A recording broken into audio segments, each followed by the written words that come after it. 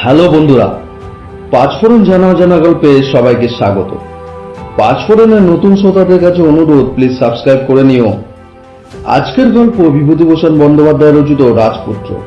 গল্পটি নেওয়া হয়েছে কামিনী প্রকাশন থেকে প্রকাশিত বিভূতি কিশোর রচনা সমগ্র বইটি থেকে। বেশি কথা না বাড়িয়ে লেখকের প্রতি কৃতজ্ঞতা জানিয়ে শুরু করছি আজকের গল্প রাজপুত্র।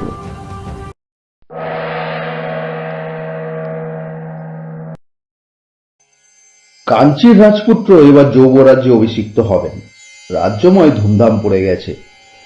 কাঞ্চীর উত্তর প্রান্তে গরুধ্বজ বিষ্ণু মন্দির। পুরোহিত গেছে সেখানকার আশীর্বাদী নির্মাল্য আনতে। লোক পাঠানো হয়েছে প্রয়াগ তীর্থ থেকে জল আনাবার জন্য। সেই জলে স্নান করিয়ে বিষ্ণুর পূজামাল্য তার কপালে ঠেকিয়ে রাজপুত্রকে পুরনারীরা বরণ করবেন। রাজা বিশ্রাম কক্ষে প্রবেশ করেছেন। রাত্রি প্রায় দ্বিপ্রহর। কৌশল রাজের দূত কি একটা প্রস্তাব নিয়ে এসেছে। রাজা তাই সারাদিন ধরে মন্ত্রীর সঙ্গে আলোচনা করছিলেন। শরীর ও মন দুই বড় ক্লান্ত। এমন সময় রাজকুমার কক্ষে ঢুকে পিতাকে প্রণাম করে একপাশে দাঁড়িয়ে রইলেন। রাজা বললেন, চন্দ্রসেন, তোমার কিছু বলবার আছে? রাজপুত্র বিনীত অথচ দৃঢ় স্বরে বললেন, বাবা, গত বছর যখন গুরুগৃহ থেকে ফিরে আসি তখন আপনি বলেছিলেন আমায় কিছুদিন দেশ ভ্রমণে যাবার অনুমতি দেবেন। আপনার অসুখের জন্য এতদিন কথা বলা হয়নি। এইবার আমি সে বিষয়ে অনুমতি চাই। রাজা বিস্ময় সুরে বললেন, কি বিষয়ে অনুমতি চাই বলো? আমি দেশ ভ্রমণে যেতে চাই বাবা। তুমি জানো তোমার যৌবরাজ্যের অভিষেকের সব আয়োজন করা হয়েছে। সেই জন্যই তো আরো বেশি করে যেতে চাই বাবা। আমি কাঞ্চি ছাড়া জীবনে কখনোই কিছু দেখলাম না, কিছু জানলাম না। কানে শুনেছি আমি উত্তরে হিমালয় পর্বত আছে, দক্ষিণে সমুদ্র আছে, পশ্চিমে সিন্ধু নদ আছে। কাঞ্চি ছাড়া আরো কত রাজ্য দেশ আছে, কিন্তু 19-20 বছর বয়সে আমি চোখ থাকতেও অন্ধ। যার জীবনে কোনো অভিজ্ঞতা নাই তাকে দিয়ে দেশ শাসন কি করে হবে? আমায় যেতে দিন বাবা। এর দুদিন পরে রাজ্যের লোক সবিস্ময় শুনল রাজকুমার চন্দ্রসেনের অভিষেক উৎসব সম্প্রতি স্থগিত থাকল।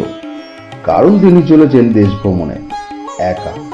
সঙ্গে তিনি কাউকে নিতে রাজি নন। সত্যি রাজকুমার কাউকে সঙ্গে নেননি। আজ সপ্তাহ উত্তীর্ণ হয়ে গেছে। চন্দ্রসেন তার প্রিয় সাদা ঘোড়াটির চড়ে একাই পথ চলেছেন। আর সঙ্গে থাকবার মতো বাঁদিকের খাপে ঝোলানো পিতৃদত্ত তলোয়ারখানি। আর আছে চোখে অসীম তৃষ্ণা, বুকে অদম্য সাহস ও নির্ভীকতা। কাঞ্চি রাজ্যের সীমা ছাড়িয়েও দুদিনের পথ চলে এসেছেন। কত গ্রাম, মাঠ, বন, নদী পার হয়ে চলেছেন। সবই অচেনা। এ তার নিজের রাজ্য কাঞ্চি নয়। এখানে তিনি একজন অজানা পথিক মাত্র। তখনও সূর্য অস্ত যায়নি।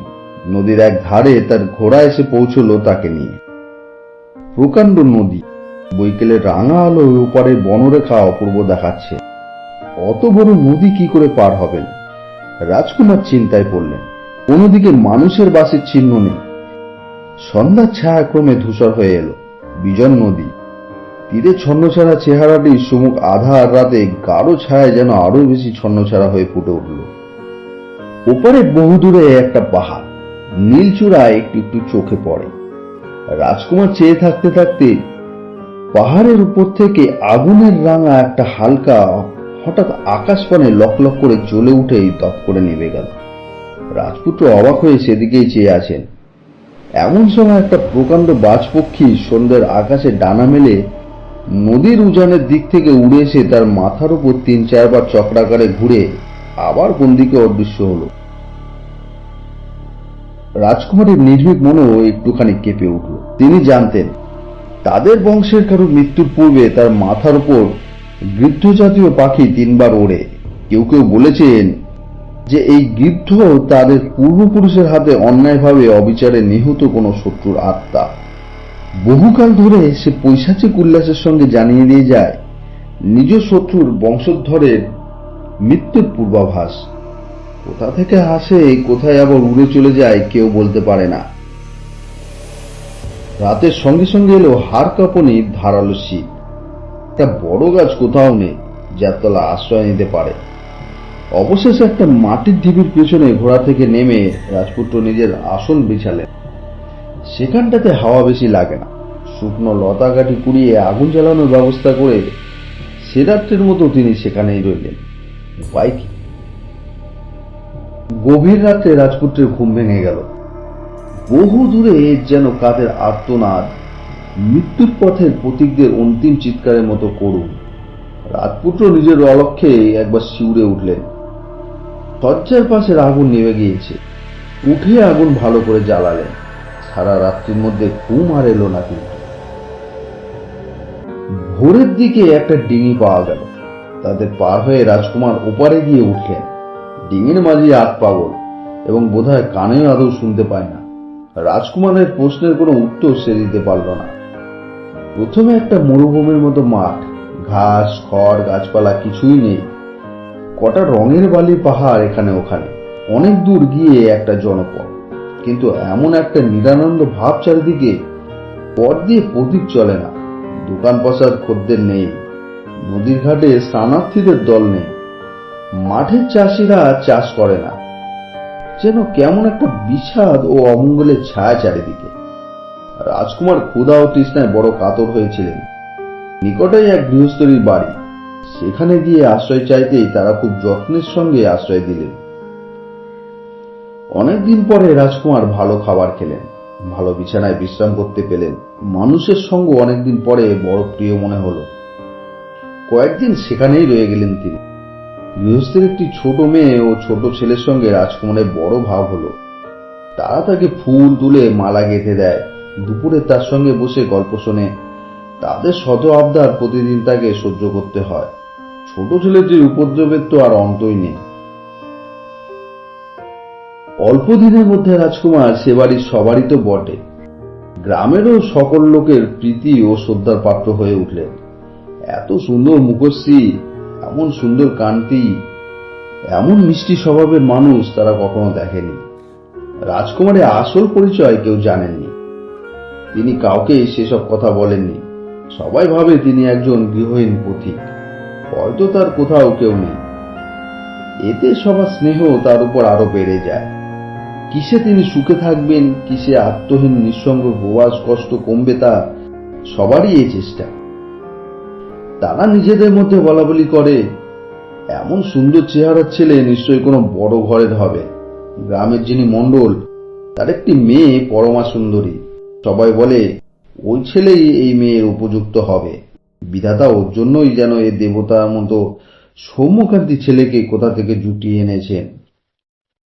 মণ্ডল গৃহিণীও রাজকুমারকে একদিন দূর থেকে দেখে এত পছন্দ করলেন যে তিনি স্বামীকে জানিয়ে দিলেন, যদি ওই ছেলের সঙ্গে মেয়ের বিয়ে হয় ভালোই, নইলে মেয়ে চিরকুমারী থাকুক, তার আপত্তি নেই।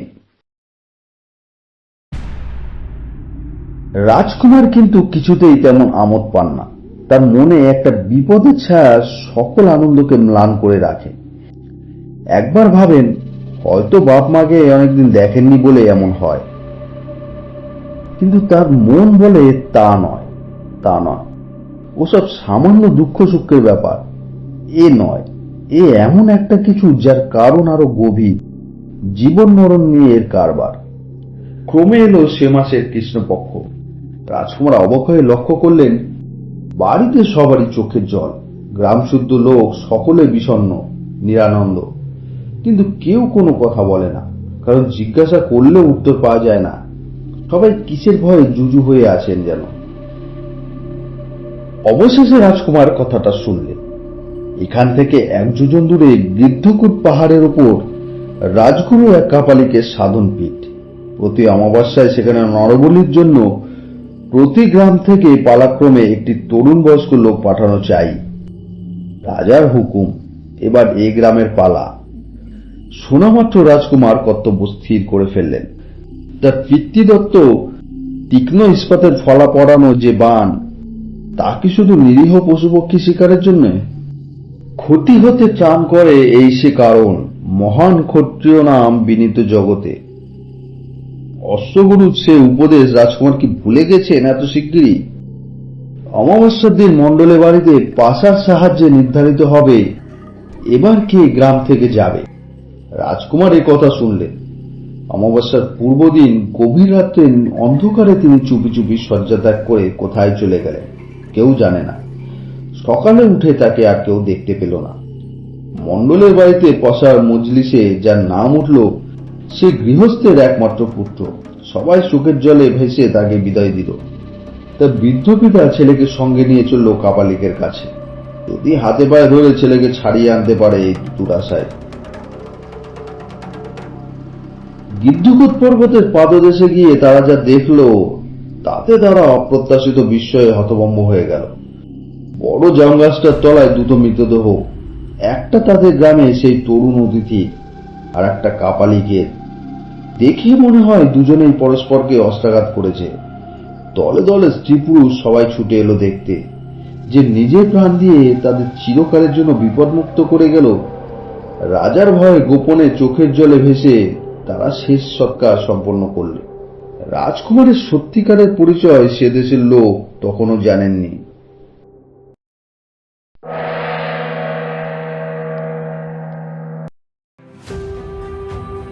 তো বন্ধুরা, কেমন লাগলো তোমাদের আজকের গল্প? বিভূতিভূষণ বন্দ্যোপাধ্যায়ের অন্যান্য গল্পের লিঙ্ক ডেসক্রিপশনে দেওয়া আছে। এরকম ভাবে তোমাদের ভালোবাসা দিও আর আমাদের সাথে থেকো। খুব তাড়াতাড়ি আবার আসবো অন্য একটা জানা অজানা গল্প নিয়ে। ততক্ষণ সবাই ভালো থাকো, সুস্থ থাকো।